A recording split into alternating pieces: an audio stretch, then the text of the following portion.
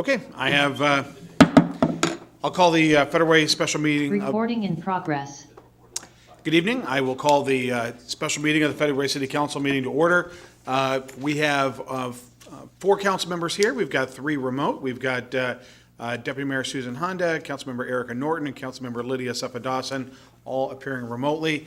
And they are live via their cameras from different locations. So at this point, would you all please rise for the Pledge of Allegiance? I pledge allegiance to the flag of the United States of America and to the republic for which it stands, one nation, under God, indivisible, with liberty and justice for all. Okay, so we are here for the special meeting. We've got a study session for a discussion on Downtown Center 3, or TC3, request for proposal process. We'll have Keith Niven present a staff report. He's the planning manager, and Cheney Skadson, the senior planner as well on this issue. So with that, Keith. Good evening, Mr. Mayor, Council President Kochmar, Deputy Mayor Honda, council members here and abroad. Keith Niven, planning manager. Let me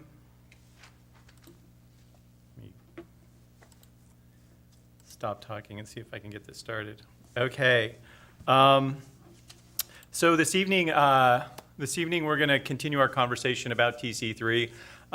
We were at the Land Use and Transportation Committee last week, and this evening we're going to talk tonight again about the preferred plan for TC3, as well as the process. I think, what occurred to me was maybe spend a little bit more time talking about the process of the RFP and shed some light on that so that the council can understand exactly what that's going to look like. So that's what we hope to do this evening during the study session, and then this item will be again on regular business on the council agenda at 6:30.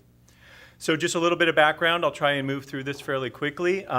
Town Center, TC, parcels 1 through 4. The city made a number of investments in its downtown from 2007 to 2014 in order to, quote, encourage strategic investment in a compact environment with a variety of uses resulting in a unique sense of place. And the reason why I keep going back to this is sometimes you have to kind of look at where you started and look at where you are and see if you're in line with that. And in my mind, where we are today is right on target with what was intended when we started this effort in 2007. So TC1 is the PAC. TC2 is Town Square Park. TC4 is the Sound Transit Parking Garage expansion. And then TC3 is what we're talking about this evening. So the project goal and process, the goal was to develop a plan for TC3 that was informed by conversations with the community and the economic realities of the development market in Federal Way. Step 1 is we sent out a request for proposals. That was something that the council approved early this year. We then formed an interview panel that consisted of staff, as well as Council President Kochmar and Deputy Mayor Honda. And that group selected Via Architecture as the preferred consultant to work on this project for the city. And they partnered with Leland Consulting from Portland, and they are a economic firm that does market analyses for both the private sector and the public sector. Then we hosted a number of community engagement efforts this summer to hear what the community thought about TC3 and what should go there. As I mentioned earlier, we went to LUTC on the 7th, and this evening we're here to discuss the preferred plan and the RFP process. So the outreach. Outreach was extensive. It was part of our kind of comprehensive plan roadshow that we started early in the year, and with the pandemic loosening restrictions, there was a number of in-person events that we hosted, where 2 farmers markets, Red, White, and Blues 4th, Kiwanis Salmon Bake, Planning Commission, Council Downtown Ad Hoc Committee, Chamber of Commerce, multiple presentations, Lions Club, Make Music, Complan Ad Hoc Committee, and then we used a new community outreach platform, which is Engage FW, And you can see a screenshot of that on the lower left of this slide. And Cheney's here to provide any additional information on that if you would like. You can see the center board. We basically asked our residents and people attending the event to put a sticker on that aerial photograph of what they wanted to see on TC3, and you can see things ranging from employment to housing to open space and parks to people adding their own stickers like a VFW office. And so we got a lot of thoughts, and then you can see both me and Cheney in the lower right-hand corner. That's at Make Music. We're talking about downtown redevelopment and engaging our youth in helping to envision what should happen downtown. So our consultant went through a process, started looking at different types of urban spaces. You can see some different imagery here in this slide. That then led to a fairly detailed conversation about having and the value of like a town square. We call Town Square Park Town Square Park. This was Town Center. With the PAC where it is, there was a lot of conversation about whether there should be another civic gathering space up on TC3 for the community. And so as you'll eventually see when we get to a land plan, that survived the conversation. So here's where we are with a plan view. As you can see from this, the PAC is in the lower left-hand corner. What I just discussed here is kind of a central plaza, an active public space just to the east of the PAC. And then there's really 5 building parcels around that. And one of the reasons why we hired an architect to actually do this plan for us is to make sure that those parcel sizes would accommodate the buildings that we're talking about. And so those parcels are of the right size to accommodate buildings like this. Now, one of the things is this says, townhouse is 4-story, 6-story, and the 6-story is typically 5 stories of wood over 1 or 2 of concrete.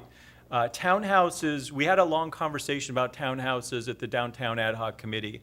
And the feedback that we got from the council members that serve on that group is, although townhouses are great, it's probably not a dense enough use for this location. This location in the city really needs to be a denser, developed area because of the location of the light rail station and because of its kind of being part of our downtown hub, if you will. And so really kind of move to the right on the diagram, and really I think what we're focusing on is that last column, which is kind of the mid-rise size buildings that we anticipate being potentially built on the TC3 property. So this is just looking at some of the other uses that were identified as being potential for the area, from office to hotel. And talking about integrating the parking, all of these sites have parking included within the buildings, so that really, there's not anticipated to be a parking problem once this property redevelops. So as you can see, this plan starts to put numbers to those buildings. Between the 3 northern buildings, those are all envisioned to be residential, and we can talk about that. That's about 714 housing units. The office building in the lower right southeast corner is 133,000 square feet. And the hotel here is 126 units. That matches the hotel market study that Tim did in 2021. That consultant said there's probably a market for a boutique-size hotel within the city. And so this is what that starts to look like in 3 dimensions. So now we're starting to put the number of floors that I talked about earlier being kind of that mid-rise level of building. And you can see that those buildings start to really kind of close in and provide that sense of closure for the open space area. And that is a very positive aspect for that. It will give it a nice sense of kind of intimacy, but also, depending on how that's programmed and finished out, will be, I think, a really great space for the city to look forward to.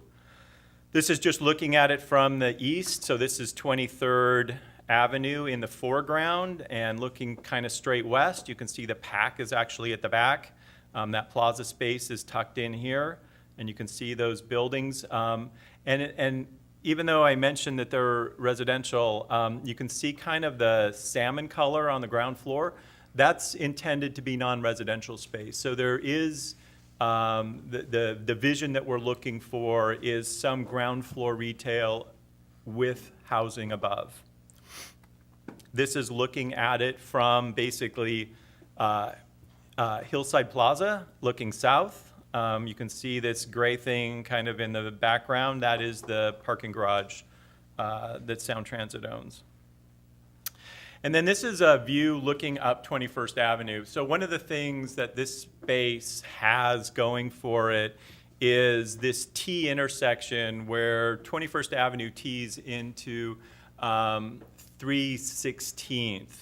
And you have the grand staircase kind of in this kind of mid-ground, but then the property actually sits up above. So you have this kind of visual terminus that this site provides, which is one of those kind of urban design elements that people kind of gravitate towards in terms of orientation, and there's a real opportunity there for the city to do something special.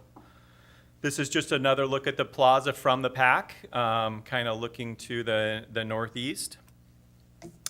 And now so that's kind of the preferred plan. And we can chat about that when we get to kind of discussion at the end. But I wanted to now go through the process.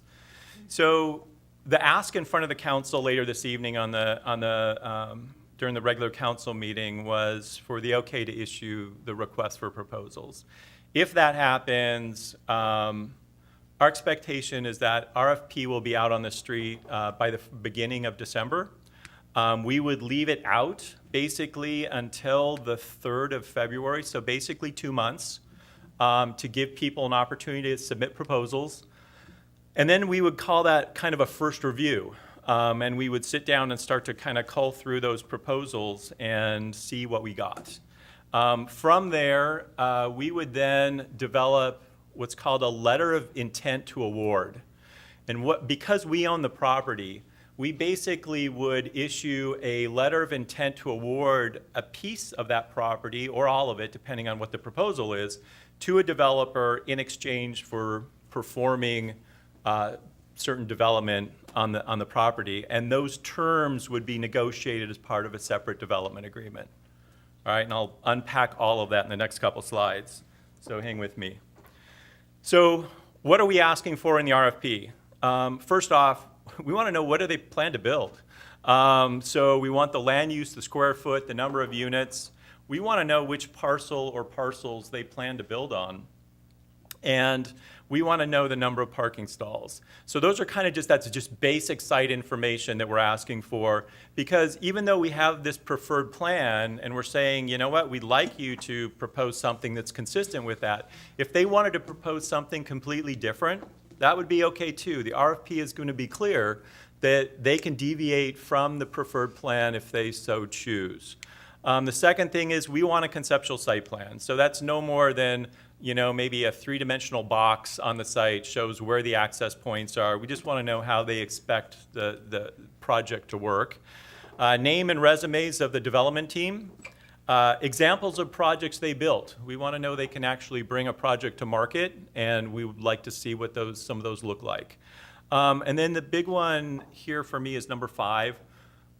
What's the benefit? Why should we pick you? Why, and part of it is, okay, are you going to offer to pay something for the property, or are you going to expect the city to basically give it to you for free? Is there a projected tax revenue that we can forecast and count on? If it's got some non-residential associated with it, are there a certain number of jobs, and what kind of jobs are those? And then there might be some other things. One of the Builders, who was at LUTC after basically said, I'll build a parking garage for you. We can joint venture it and just, let's talk about that. So there might be other things that they might offer that will be interesting for the city to consider as we get through this. And then schedule. We want to know, like, do they plan to break ground as soon as possible, or do they have enough projects in their pipeline that this is 3, 4, 5, 6 years down the road? I think that's going to be instrumental in our decision-making process. And then last and not least is access to capital. How do they plan to finance not only the acquisition of the property, but also the construction of the project? So that's the nuts and bolts of the RFP. So now this is going to be have patience with me. This was my way of showing you how I think this is going to work. So we're going to throw a bunch of lines out in the lake and see what we get. And so let's assume, and this is just an example, that we get 2 proposals for parcel 1. We get 1 proposal solely for parcel 2. We get one proposal that wants to do something on 2 and 3. We have 1 proposal to just do something on 3. We have 2 proposals to basically be the master developer and do the whole thing, and we get nothing on 4 and 6. Okay, that's just what if this happened.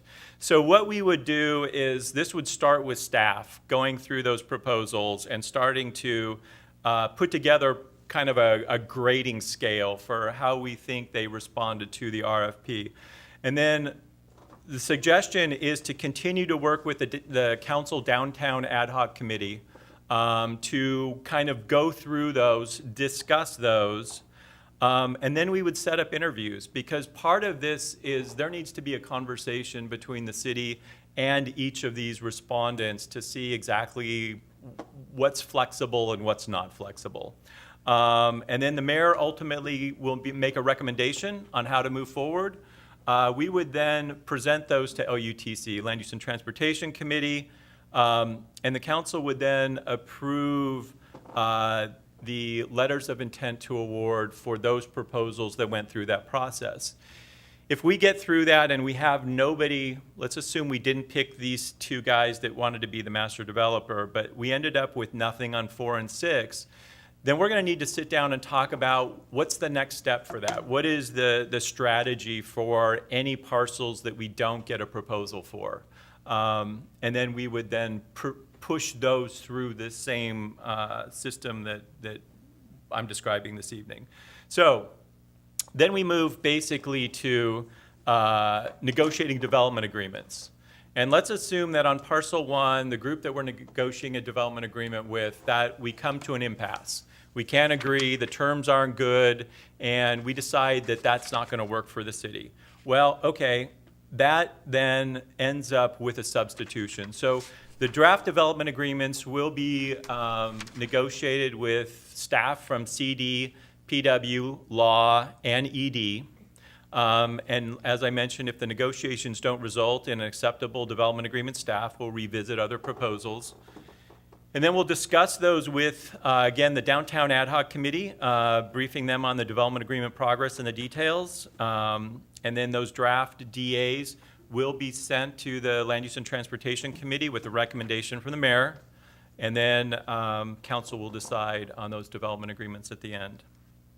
So the policy question in front of you for later this evening will be, should the city release the request for proposals to solicit developer proposals for the city-owned TC3 property?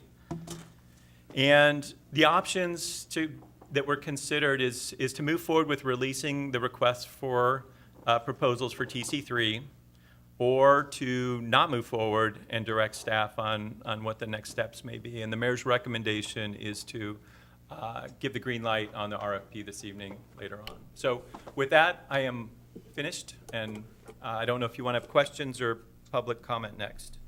Councilmember Dovey, and then Council President Kuchma. Do you want public comment first or our questions?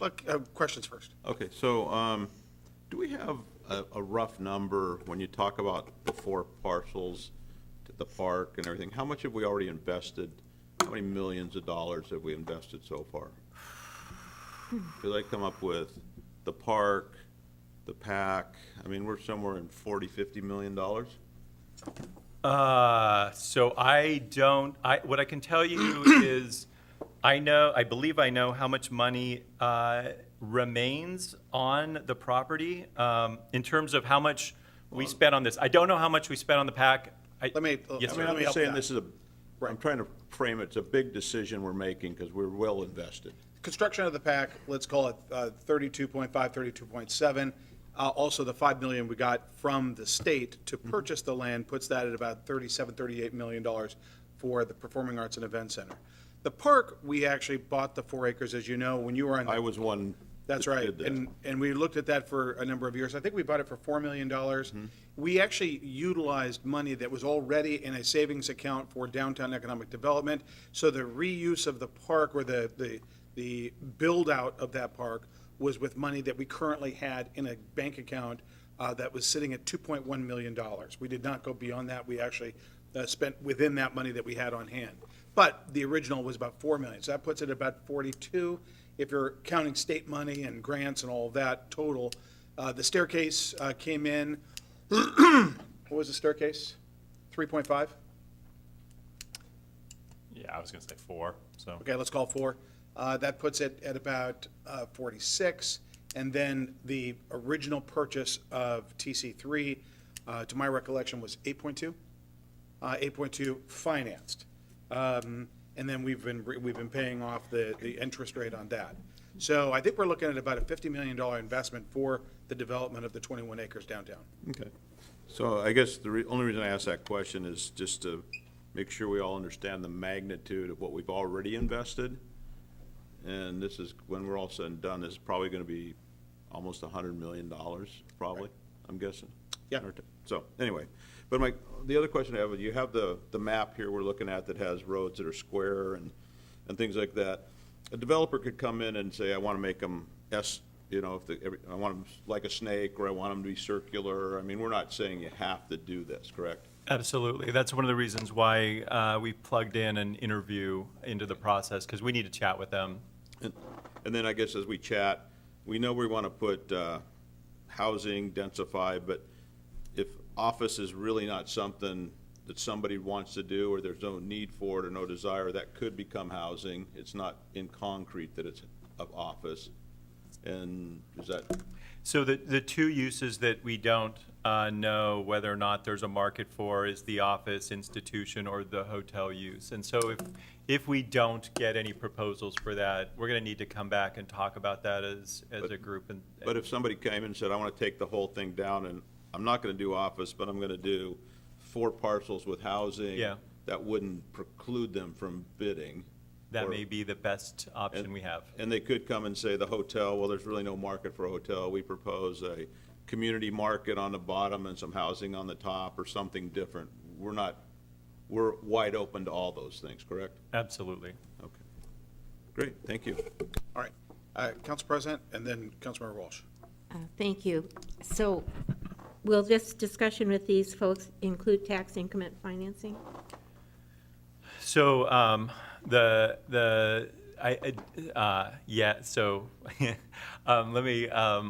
let me say that the one thing that we're trying to avoid is that these be publicly owned or owned by a nonprofit that doesn't pay taxes. So part of that would go. We would want to know that, Council President, because if we're relying on the tax increment to potentially pay for things like the parking garage, and these all ended up in public sector hands, there would be no property tax gain from any of these. So we need to keep our eye on that, and that was a similar conversation that Cheney and I had with Sound Transit today about their surplus property. So I'm trying to get this straight. So we own the property, and so the benefit for the developer is that they're coming to build on property that we own, correct? They don't necessarily buy the property from us. Yes, so the benefit is that there's property being listed within a 2 to 5 minute walking distance of a light rail station, and they know that they can make a proposal on that, and it's fairly straightforward, whereas if you're dealing with a private property owner, it can be a little bit more convoluted. No, I mean, Sorry. are they going to pay us for our property? Are we going to lease this to them? How is this going to work? I'm not anticipating we would lease. I think the city wants to get out of the real estate business as much as we can. We would probably still own the plaza space, but the goal, I think, is to get rid of the rest of the property through some sort of a sale. Now, that sale may be $1, depending on what they offer, or it might be at market. We will get a market assessment of the value of the property because we have to do that before we dispose of it. Sure. So don't we have to get two disinterested brokers to give us a market value of the property? I'm So we know what the looking value of to the the city property is attorney. today? No, just a valid appraisal. But don't we have to get two people to do that or just one? No, just one appraisal. Okay, and then, so, we're also dealing with Sound Transit properties, which I'm assuming are going to be looking for lower income type housing. So are we going to ask that these be market rate, or what are we asking for because you've got 700 units here? Yeah, so that was one of the reasons why we were going to ask them how they were getting access to capital. So if they are all privately funded, then those will be market units on TC3, except for what's required to be inclusionary by our city code. So we have a small amount of affordability that each project would need to have, but the rest of them would be market. And so that's one of the reasons why we're asking for how they're planning to finance their project. Sure. So the other issue are these going to be apartments, or are we going to request condos? Because we have that issue already in our city in a different location. So the condo issue is a complex one. One of the things that we can either write into the RFP or do as part of our discussions with these respondents is to see if there's any way to get condominiums at least on any of those parcels, or if the answer is absolutely no because of the potential litigation associated with condominiums. So we can figure out if there's a desire from the council to weave that into either the RFP or the interview process, we can do that. Yeah, part of the reason I'm bringing this up is we need to have financing, or we need to have housing for our teachers, our public servants that can't afford a house and entry-level housing. We just need to be looking into that for our citizens. And then when you're talking about a parking garage, are you talking about people will pay to park in the garage, or will this be free parking? That'll be up to the city council. So part of it is, so each of those parcels will have their own parking, so all of that will be private. The parking that was envisioned to be underneath the Civic Plaza, because we have to replace and finish the parking for the PAC. And the idea was that there would be hopefully at least an extra 100 parking spaces beyond what's needed for the PAC. That the city will need to talk about if we own that parking garage, and we need to operate that parking garage, we will need to hire a third party to operate that parking garage. Does the city expect to get any revenue back from the operation of that facility, or is it going to be all for free? That's a decision that I think Okay. will be in front of you later. Well, I can tell you that I have an uncle that's in the development business, and the type of structure he always wanted to keep after he developed apartments was the garage, because that's where the money is. But Yeah. anyway, thank you. All right, thank you. Councilmember Walsh, and then we've got Councilmember Asefa Dawson and Deputy Mayor Honda online. Okay, just a couple of questions. With TC3, and this may be more for the mayor, I mean, do we still owe the original principal on TC3? That's correct. We've just been making interest-only payments? That's right. And how much is that? How much payments have we made over the years? How much, what do we still owe on TC3? Just under 5 million, 4.8. Okay, all right. And next, with TC4, which was the now becoming part of the Sound Transit parking garage, Was that part of the TC3 purchase, or was that a separate? Could you say that again? TC4, which Yes. is now becoming Right. part of the Sound Transit parking garage? That was not part of that. No. So how much did we pay for it, and then who has ownership of that now? Is it Sound Transit or? Well, what's interesting, as you recall, there was a sculpture park there. That actually was gifted to the city by Sound Transit, first as the use of a sculpture park. It was contemplated that Sound Transit, transit-oriented development was going to go in that location. And that's why it made the perfect location to essentially tack on to the garage for the parking garage that will service the Sound Transit train coming, which will be hundreds of stalls that gets added to that. So ST4, which is that parcel immediately on the other side of 23rd from Town Square Park, Right. that'll be the addition on the garage. Right, that's the addition on the garage. Yes. And so the city acquired it because it was gifted by, Something along that lines. I think there had to be some sort of, some moderate, I think some sort of form of consideration. So when the original parking garage was developed as part of the bus bay, Sound Transit had a performance time of 3 years to have it developed as TOD, and if that didn't happen, then it reverted to the city. So it was not developed, so the city gained ownership of it. So it remained ours to develop as TOD or use as park area, and as the mayor said, we, as a city, elected to use it as a park area. And then Sound Transit bought it back from us. okay, so did they just make a token payment, or was there? I did think we actually, I don't think it was recoup? token. It was It's like $750,000 they bought it for. Okay, not a lot, but all right, something. okay. It's the fair market value. But and back it's in the appraised. day, I think it was less than 100,000 for that piece of property, because I was on that team. We didn't pay for it. I know, but that's what they asked for. It was like next to nothing back in the day. Right.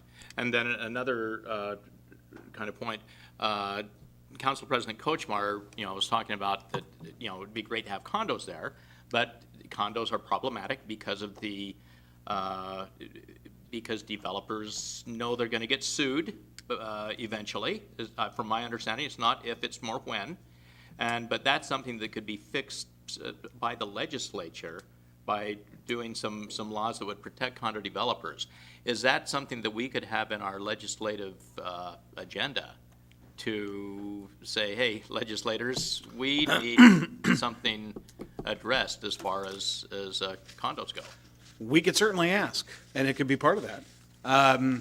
Whether the political terrain would support that, I doubt it. I mean, to just be candid, I don't think that's going to happen, just based on the political, to put it diplomatically, but based on the circumstances on the ground in Olympia, I don't think that's going to happen. I think what we're talking about, everybody, is the statute of limitations that all claims, and I think it was originally 10 years. So when people build condominiums, what you'll see is right when the statute of limitations is approaching, that's when there's an incentive to file your claim, your lawsuit, before that statute of limitations expires on condominiums, and that's why it's a disfavored form of housing.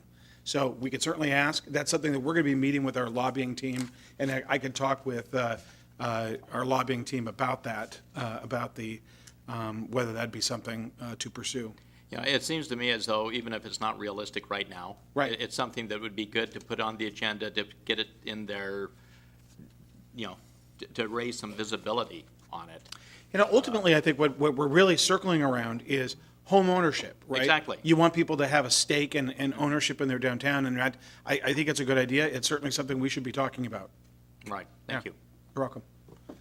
Okay, and Bill, let's make sure that we and you and I and Steve make sure that we circle back with the council and staff about this issue, especially as we meet with our legislators. All right, Councilmember Sefa Dawson. Thank you, Mayor, and thank you, Keith, for that presentation. I have several questions. One is, I do appreciate in your pictures that you had, I know, what is it, University Village, U Village, and I do like that concept. Every time I go there, there's a buzz. There are a lot of people in different, so it attracts people from the area to just come there either for coffee, to shop, or to dine at one of the restaurants. And so I do really like that concept. So that also leads me to the next question. It is, are we also looking to have some kind of a grocery store as part of, the retail main level of any of those buildings, or do we know? So we don't know. I think most of the time that ground floor retail that's in those vertically mixed-use buildings ends up being much smaller spaces than what would be needed for a grocery store. I think, even though we're planning to add a number of rooftops to this area between City's TC3 and Sound Transit's property and some others that we'll likely redevelop, grocery stores generally look at how many rooftops are within a certain radius of the store location. So you have the Amazon Fresh there, you have Trader Joe's, you have H Mart, so you have some grocery options that are already in that area, and and Safeway is across Pack Highway. So the question is at what point would it justify another either full-size grocery store or even something more niche? And I don't know the answer to that.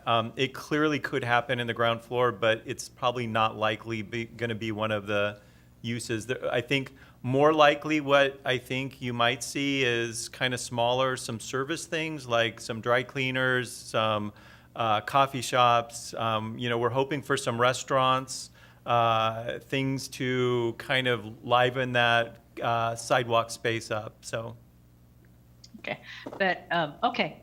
And then my other question is between the TC3 and the Town Square Park, is there going to be some kind of connectivity, maybe like closing down that street, or, and I know it will make it difficult for buses if we did that, but is there that kind of a continuous movement or flow between the two areas? I think that, when we've explored, number one, I think that we should be looking at some sort of street decoration, a crosswalks sort of surrounding that area. I could definitely see a temporary closure for events, from Pete Van Reichbar Way, to 23rd or maybe even mid-block where that is.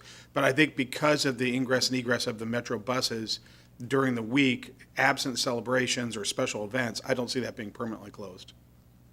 Okay, well, I can also envision what they have at Westlake Mall, where it's not completely closed, but in that case, they just had it wasn't paved, but it was pedestrian friendly, where when the lights are red, you can walk, there's no crosswalk, but you can go between the shopping center and the water park there. So something like that, where you don't have to close the street off completely, but just have some kind of a continuity between the two areas, is what I'm thinking.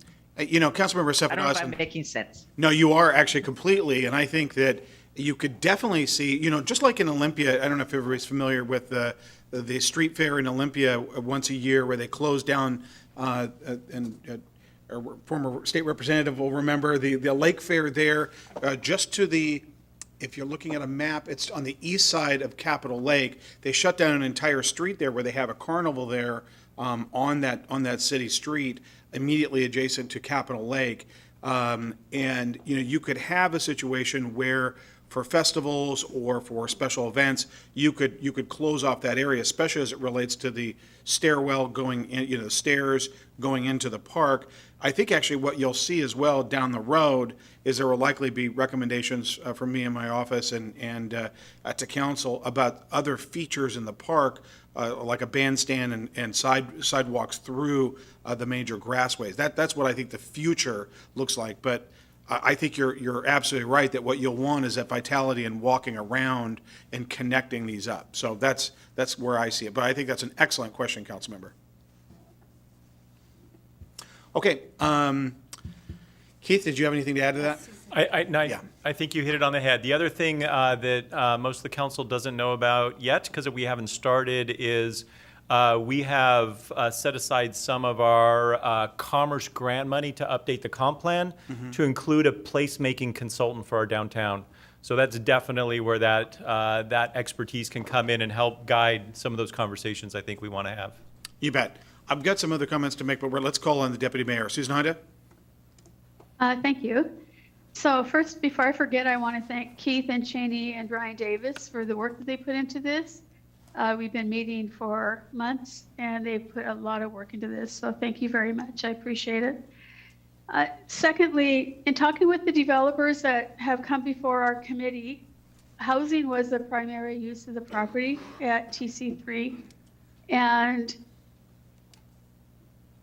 I know that housing will go on the Sound Transit property and also on the Commons property, potentially. So about how many units do you think there could possibly be in downtown? If I had to pick a number and throw a dart at a wall, I'd say 3,500 to 4,000. Now, that would include the Commons as well, right? Yeah, so the parcels that I lumped into that was TC3, Sound Transit, the Commons. Right. And probably Hillside Plaza. Okay. Okay, so obviously we don't have enough park property downtown to serve the needs of those residents. And I think council should all think about that really closely. When we sold the small piece of property for the hotel, we had to divide the property up. Are we going to be doing that for these parcels if somebody wants to buy one or two parcels and not the whole property?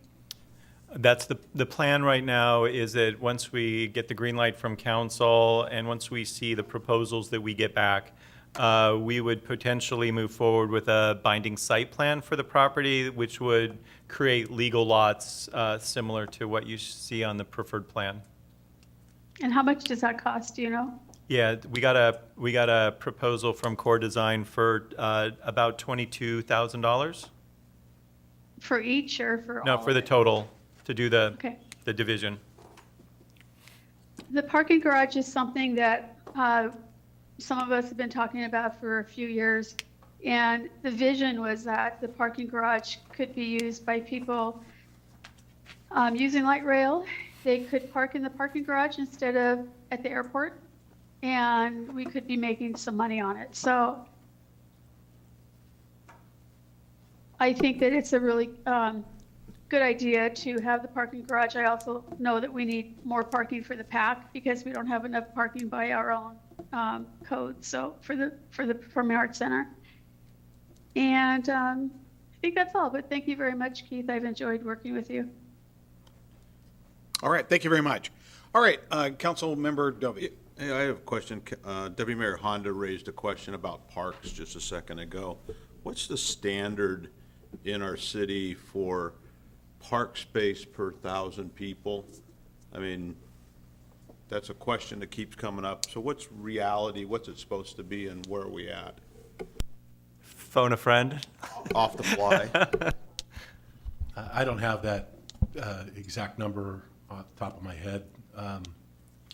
EJ, we both looked at the pros plan recently, but I think this would be a CD issue. Yeah, I because think there's two answers to the question. One is the person per acreage question for the entire city. Yeah, that's kind of an easy question, I would Yeah, think. we can get that. I think to this discussion, I think it's how much additional park space, if any, do we want to accommodate for this development that we're talking about in downtown? Well, I think it's two questions. Right.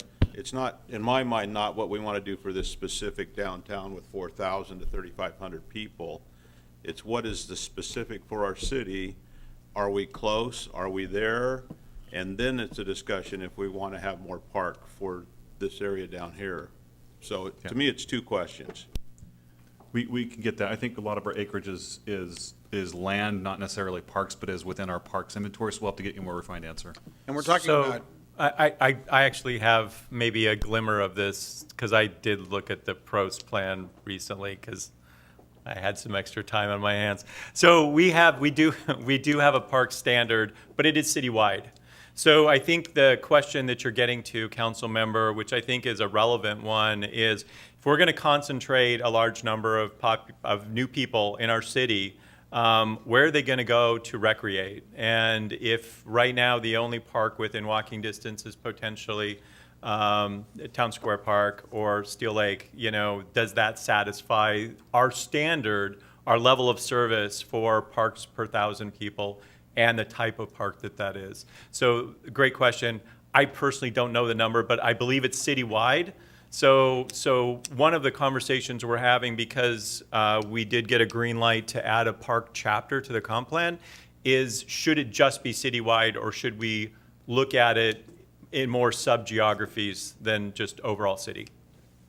So we'll get an answer sometime in the next few weeks. Is that That's right? what I would guess. But let's say that they developed the, the Commons property, which there's a very sincere interest by them to add some units there. There are requirements in the code for common areas, correct? So we are on, we are standing on quicksand. Everything is moving. So right now, yes, the answer is yes. But what we're talking about right now is bringing forward a park impact fee. And that would potentially affect that square footage per unit obligation, probably making it less. So the answer is yes, but that might be moving in the near future. Maybe shifting tides, not quicksand? Okay, shifting tide sounds way better. Exactly. All right. Okay. Not to get semantic. Any, I was just going to add, so that, just to further along with what you're saying, so the reduction of open space requirement, but then the increase in park impact fees would then allow the city to then create open space rather than just by development, then providing some token open space that often is not heavily utilized. It would provide a more organized way to provide the open space. but if, let's say that, I agree with that, but let's say that 1,000 units went in at the Commons, one would hope that they would have areas to recreate at or near that property without having to cross 320th. I mean, I think that you would want to make sure there was something on that site, to deal with that, where they wouldn't have to go up the hill, cross the street, under the bridge. Across the dip. Exactly, across the dip, exactly. Okay, great, thank you very much. Were there any other questions, council? Stephanie, do we have any public comment? I don't have anybody signed up, Mayor, no. We've got a few folks here. Would anybody be interested to address the council on our considerations here? Come on up, and we can have you fill out a pink sheet afterwards. We need to hear about the public market. Not to steal your thunder.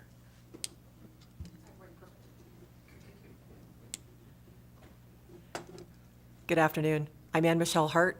I'm on the board of the Federal Public Market. I've lived here for, oh God, do I have to say how long? No. Just say decades. In looking at the property development for the TC3, knowing that the mall is going to get redeveloped and knowing that there's going to be housing on the Sound Transit, and we've already talked to the people at Hillside, and they're already talking about multi-level, multi-use there. We're talking about, what Keith say, 3,400 units times 1 or 2.5, because there's going to be a spouse or a boyfriend, girlfriend, and at least 1 or 2 kids. You're going to be talking at over 10,000 people in that area.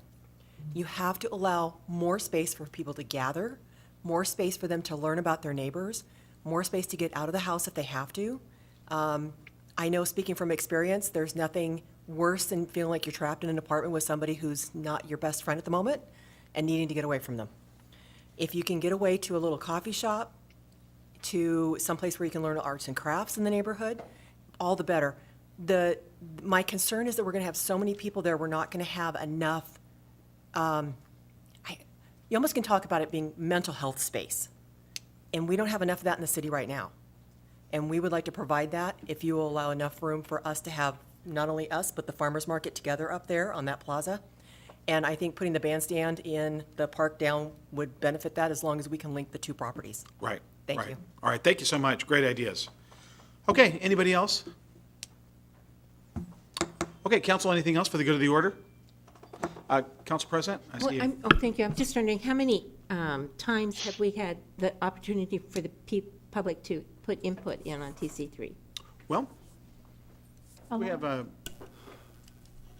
Brian. Cheney will take that. Cheney? Hi, good evening.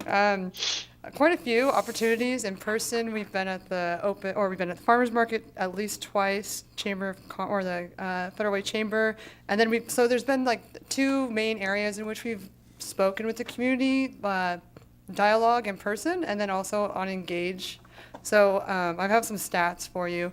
There's been over 2,500 like visitors that have like searched Engage FW and gone onto the downtown planning page specifically.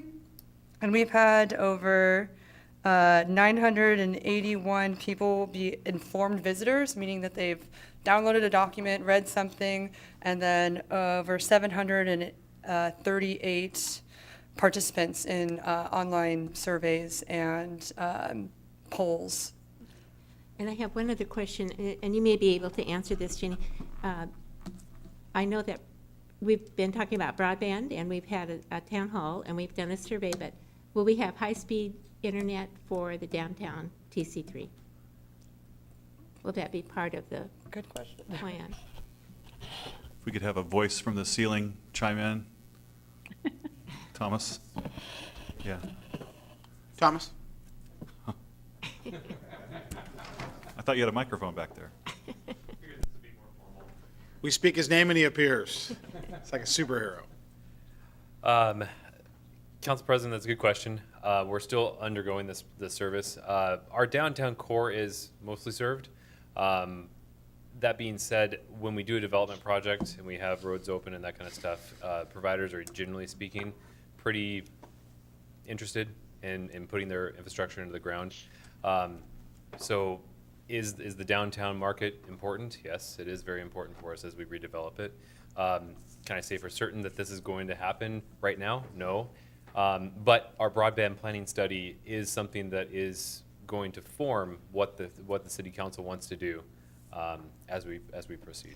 I would just encourage that be part of my now deceased uncle, who was a developer, always told me high-speed internet, and what's in the ground is more important than what you see. And so I would think that would be really important for what we're moving forward with. I agree. Yeah, thanks. I would say, thank you very much. Jenny and Keith, thank you so much. I cannot begin to tell everybody the number of times we were at the public market, 4th of July, all day long on the 4th of July where they had their own tent, and all the numerous times at the market, out in the community, and the Chamber of Commerce luncheon. It was absolutely great. Salmon bake. Salmon bake, that's right, exactly. So thank you. We've got, I just would also like to thank Keith and Cheney for an outstanding job and tremendous work in what you've been doing with this. Thank you very much. all right, Deputy Mayor Honda? Thank you. So if we were to build as a city an area downtown, I want to make sure people know that we don't know what we're going to use that for, because our seniors are asking that we use it for a senior center. So there'll have to be a lot of discussion about what we could potentially build, how big it would be, and what the uses for it would be. Could you say that again? So our seniors have been asking for a senior center, and several seniors have talked to me about why we would automatically start planning for a public market if we're not planning for a senior center. I think downtown would be a really good location to have a senior center, and the space that we build as a city next to the PAC, the civic space, could be more than one use, or, we don't know what the use of that property would be, or even how big it would be. So I would just say that we still need to have those discussions before a decision is made about what would potentially go there. All right, thank you. Okay. I just have one more comment. Yeah. I think Deputy Mayor makes a great comment as we start to roll this out. We look at options. These developers, are they willing to help us with a senior center, a community market? Maybe it's an information zone or whatever it is. I mean, that's all part of what we're going to talk about. But I don't think we're committed to building anything as a city. I mean, I haven't heard any discussions that we're going to build a building or do anything, but we definitely want to ask the developers to meet our needs of what we may want programmed into those buildings, I would think. Yep. All right. Good talk. All right, great. Thank you so much, everybody. It is important, this is on the agenda for later tonight. We'll have to determine, the council will need to determine whether you're comfortable moving forward or whether you want to kick it down maybe to the next meeting or the meeting after that for more input. But we'll determine that. All right, we have executive session for collective bargaining pursuant to RCW 4230-1404B. We will be in executive session for up to 30 minutes for that purpose. And we are now in recess for that purpose.